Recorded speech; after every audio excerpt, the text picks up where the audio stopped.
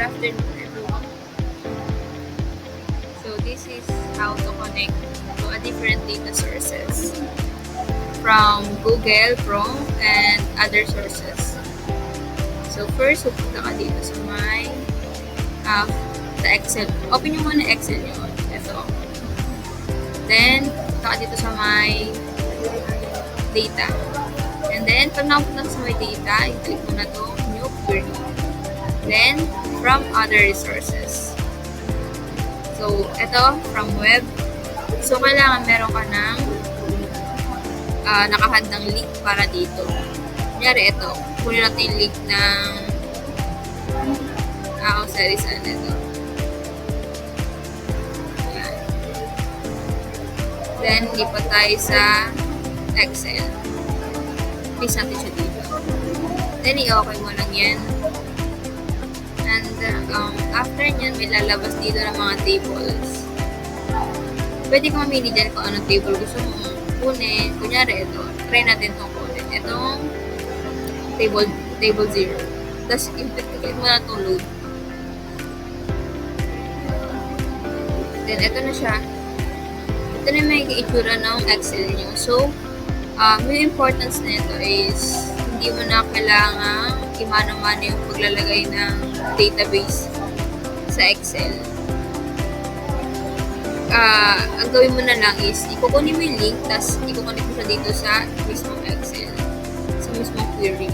So, hindi ka na mahihirapan na maglagay ng mga columns, maglagay ng mga kasi nga automatic na siya. So, sige, another table. Another table tayo.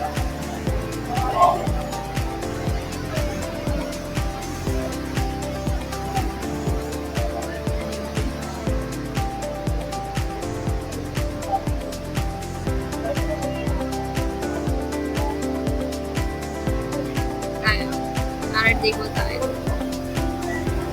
Same pa rin. Hindi pa rin kayo sa design.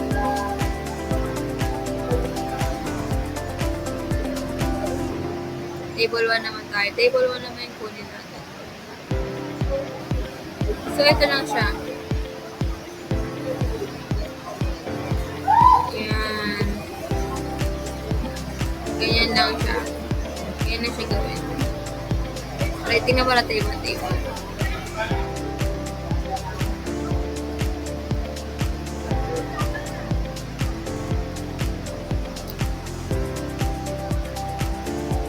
Table 2 ito. Okay, so sa table 2 naman, ito yung, ayan ito yung mga information ni Jose Rizal. Diba? Hindi mo na siya kailangan imano-mano ilagay, kunin mo na lang yung table niya para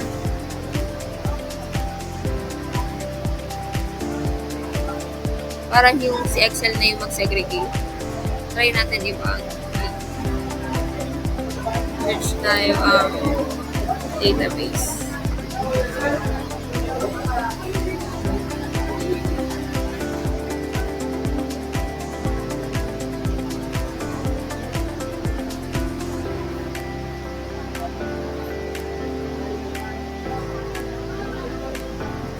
Ito na natin yan.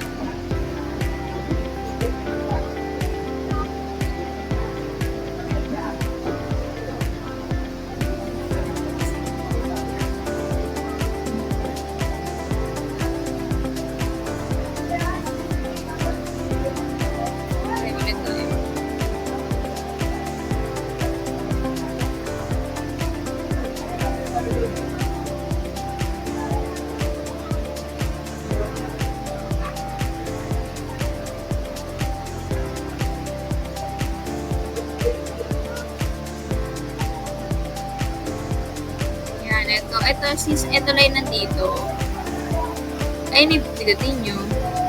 Wala na siyang ibang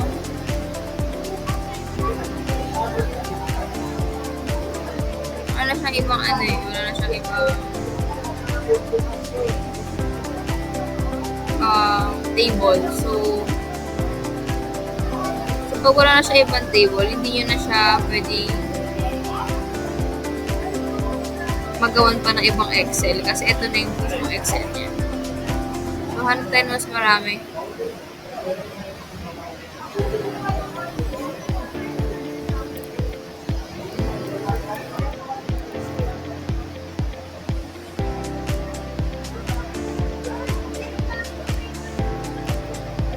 Pwede mo dito gawin yung mga ano mo, yung mga SQL mo. Kung paano ka mag-segregate ng mga database, ng mga information.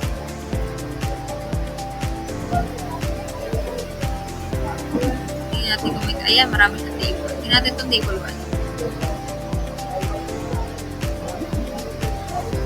1. Ayan, o. Diba ganyan lang siya? Easy lang siya.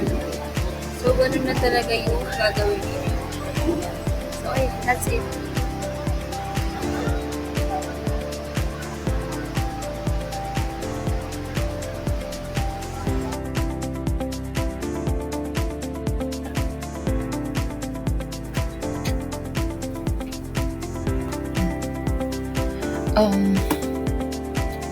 Quick transformation. So, data quick transformation, yung ginagawa ng data transformation. For example, this. Yan. May list ako ng movie names, genre, any details na katulad, kaugnay ng movie names. Dito sa list, yan, makikita na naka-italic yung iba naka-bold, may iba-iba silang format. So, hindi consistent yung format ng list. Yung data transformation, na gagawan na maging iisa yung format ng table mo. So, yeah. Sa data, sa ribbon data, may makikita tayong get in transformation. May mga option, from files, kung saan makikita yung data mo. Kung gusto mong i-transform. So, sa atin, table. Yan. Sa hanapin ng Excel kung ano yung data na gusto mo. Here, ito yung data na gusto natin i-transform. Tapos pupunta tayo dito sa Power Query Editor. Excel pa din siya. Kita nyo. Ayan. Nandito yung list. Nandito pa rin yung list. Kung ano yung ginagawa natin sa Power Query, hindi nababago to sa Excel unless i-apply mo. For example, ayan. Makikita na dito, per section, pwede mong ibahin. Dun sa Excel, naka-italic din yung nasa genres and naka-bold. Pag pinunta mo siya sa Power Query, automatic siyang yung normal font. Here, ang problema natin is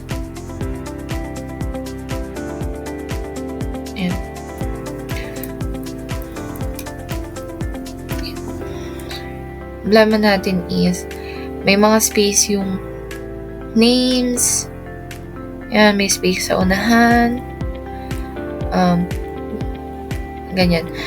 Sa ribbon, may transformation and column. May mga iba-ibang pwede kang gawin. Pero yung gagamitin natin is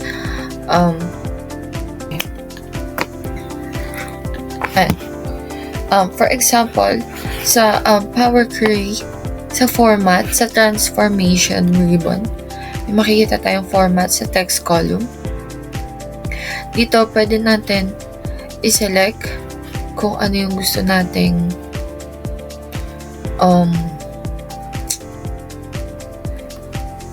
column na palitan yung format. For example, gusto natin i-lowercase, lahat sila magiging lowercase.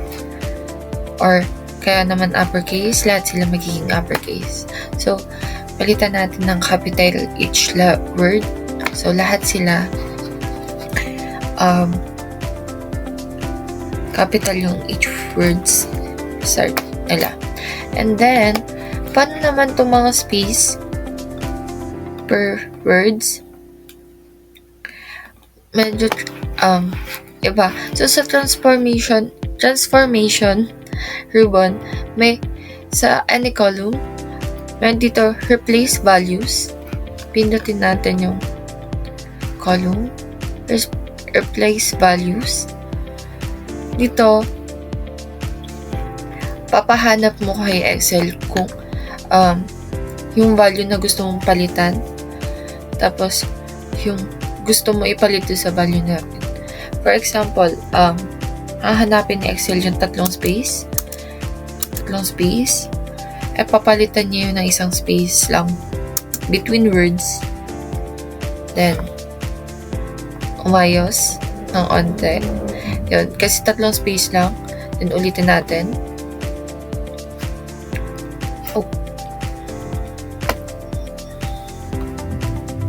And, the other example, dalawang space. Papalitan natin ng isang space. Then, okay. Naging maayos na siya. Pwede naman ganito.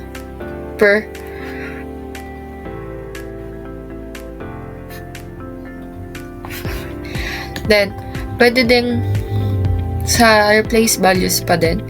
Sa ratings, meron dito R-rated, tapos meron dito R, meron dito P-13, PG-13, tapos meron dito PG-13 lang. So, hindi sila uniform. So, sa replace values, pwede mo silang gawing ganito. Ibahin. So, for example, yung PG-13, may PG-13, may PG-13. So, palitan natin yung PG-13. Hahanapin ni Excel yung PG-13. Then, i-replace niya as PG-13. Okay? Yung mga PG lang na walang dash kanina, napalitan. For other example is to R rated, tapos may R lang.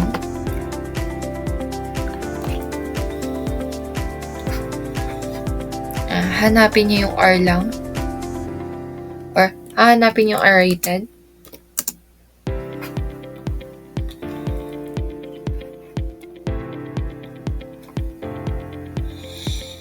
Rated, then papalitan niya as R.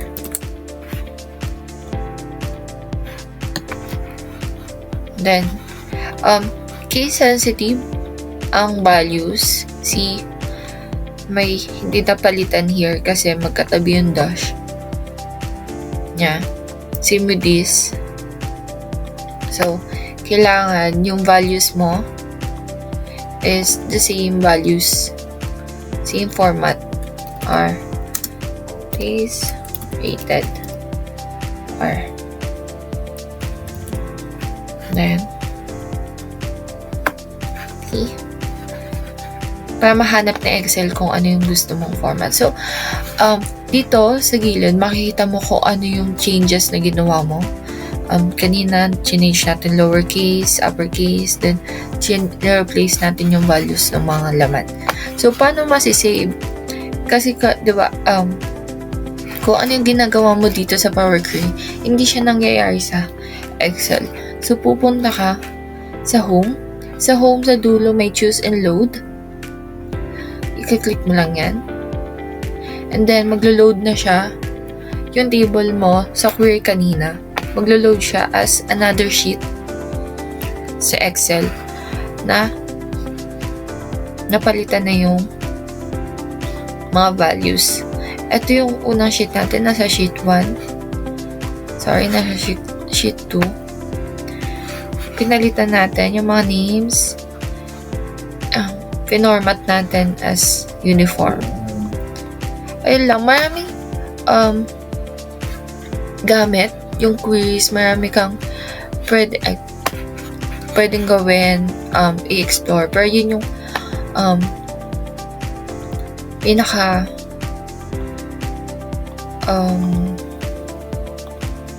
money value magandang feature ng data transformation.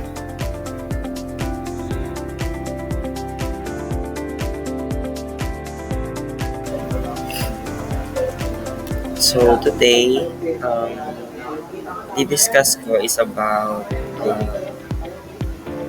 Power Query data type and about the duration in columns. So first is nag-create ako ng table, which is there is an album, order date, and the completed date. So open natin siya sa data and from table. So andito na tayo sa Power Query editor. So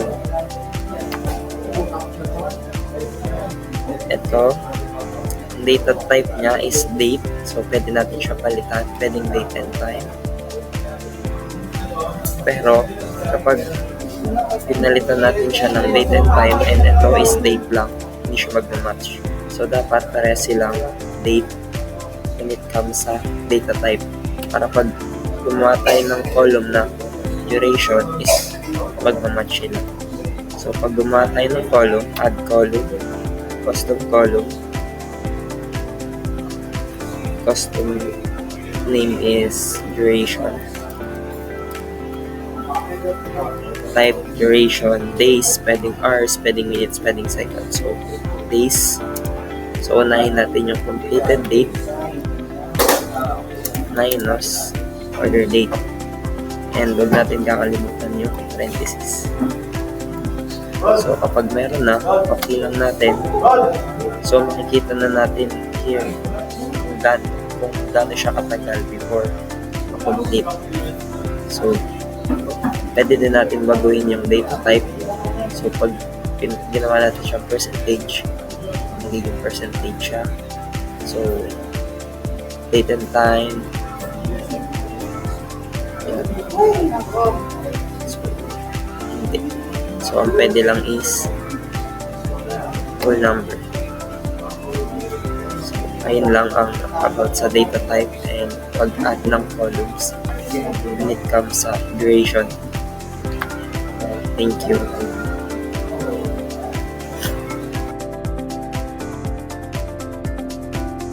Hi everyone! Ako si Ainsley Salazar at ipapakita ko kung paano i-merge yung dalawang tables using Power Query. As you can see naman, may dalawa akong table na may store, product, and quantity.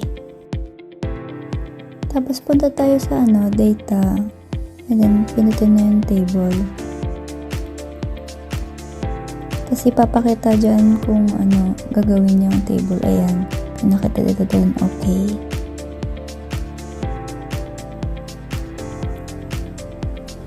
Kasi yan, nag-load na yung table na Tapos papalitan ko siya ng name into Paris, since Paris yung store. And then close and load.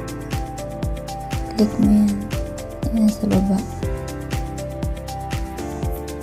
And then only create connection. Tapos add this data to data model. And then load. Same lang din yung gagawin sa isa na table. Ayan. Ginawa ko na. Tapos, next. Dito sa may Power Pivot, manage. Then, makikita natin parehas yung Paris and London na ginawa natin kanina. Tapos, balik tayo sa query. And then, i-right click natin to. Tapos, pinutin natin yung reference para sa result na itong query. Ayan. Edi, nandiyan na yung Paris. Tapos, papalitan ko lang siya ng name ng all stores na lang para lahat. Tapos, append para ma-add yung ayan, append queries. Tapos, ayan, magsaselect ka dyan. Isaselect natin si London para ma-add siya. Then, okay. Then, ayan na. Na-add na siya. Tapos, ipindutin natin yung close and load. Yung isa. Ayan. So, ayan na. Nag-merge na siya dyan.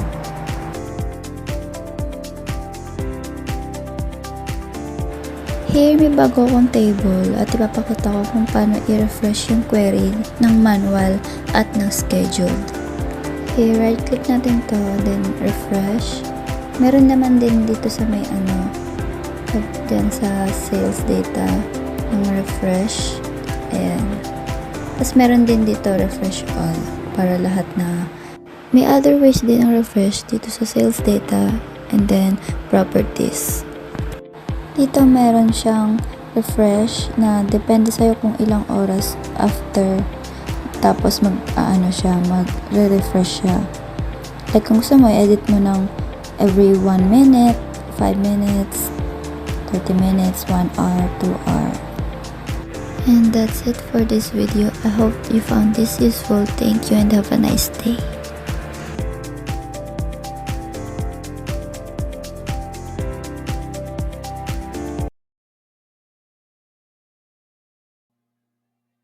Hi guys, ang next natin i-discuss is ang custom columns and calculations in Power Query.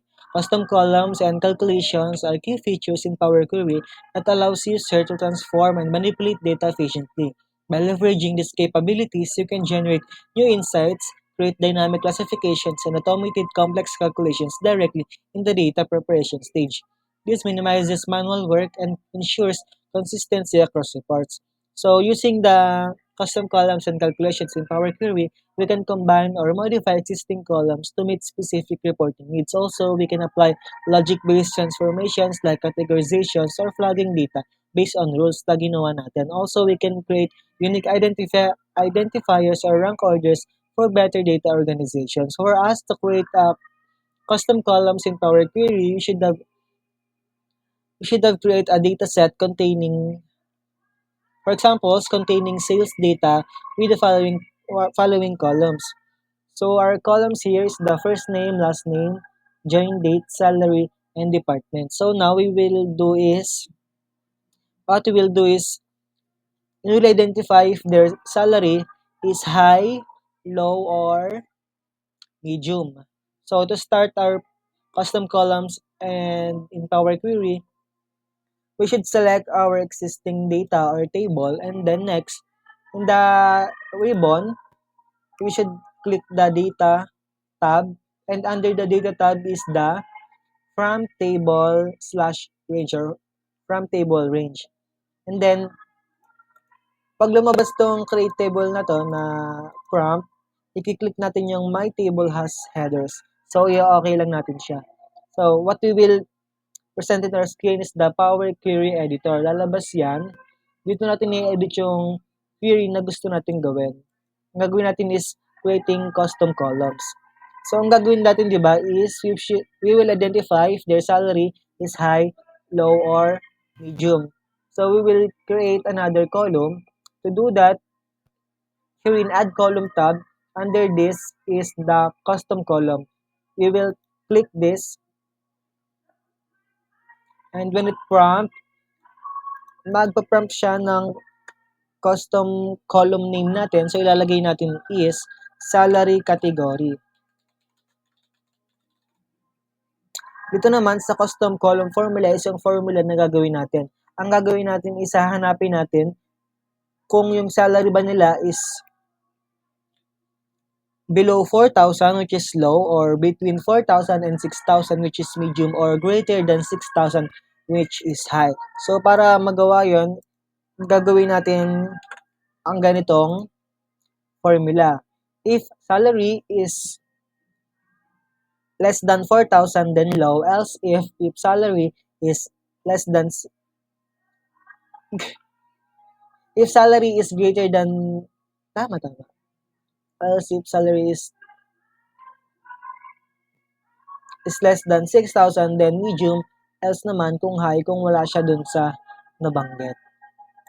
So, i-okay lang natin siya para makapag-add ng salary category na column and yung para ma-apply yung formula na ginamit natin.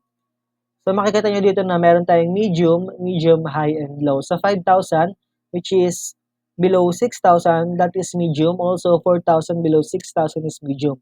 And 6,000 is not less than 7,000, but rather 7,000 is greater than 6,000. So that the salary category for that is low, and 3,000, which is low for 4,000, also salary category is low. So para ma-apply natin siya sa data natin sa Excel, we will create this file and then click close and load. After that, maglo-loading siya and lalabas na yung ginawa nating query kanina. Ayusin lang natin to.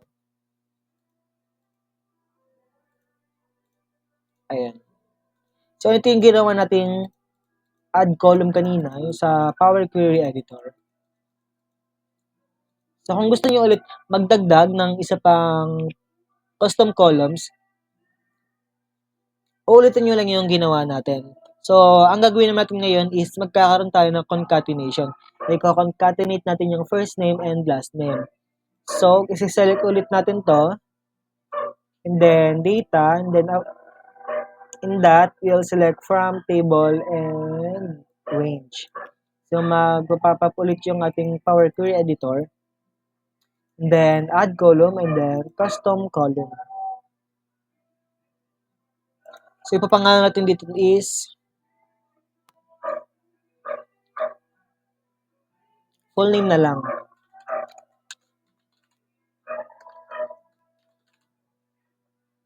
And para naman sa formula natin is, we have the first name, identify niya yung first name and concatenate with last name with also having separate between them. So, okay lang natin siya. And then, lalabas na dito yung query na ginawa natin.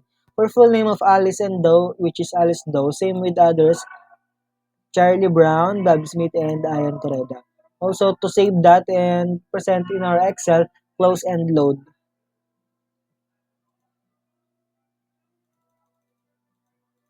And down, na-apply na natin yung query na ginawa natin kanina. Ito na siya. Okay, again, ayusin lang ulit natin siya. Ayan. So, pwede tayo mag-long date or short date. So, para sa ginawa natin kanina, para sa salary category, nagkaroon tayo ng text manipulation. We created a new column categorizing numeric data, which is yung salary, and into text labels, which is the low, medium, and high. Also, the salary category column helps easily classify and compare employees by salary.